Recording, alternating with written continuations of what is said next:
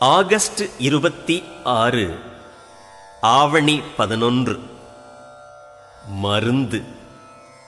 ஆருயிர் மயமாகிய அருமருந்தே, யான் உனை புசித்து பிறவிப் பெருநோயை போக்குவேனாக.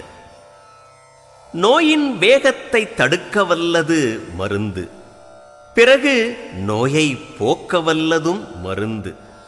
பண்பட்ட மனமே மருந்துகளுள் மேலானது. அந்த மனத்தை தெய்வத்துக்கு உரியதாக்கி விட்டால் மனிதன் கேடு இல்லாதவனாகி விடுகிறான்.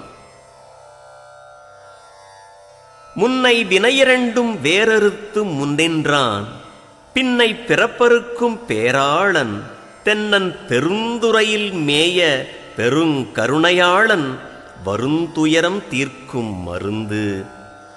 மாணிக்க வாசகர்.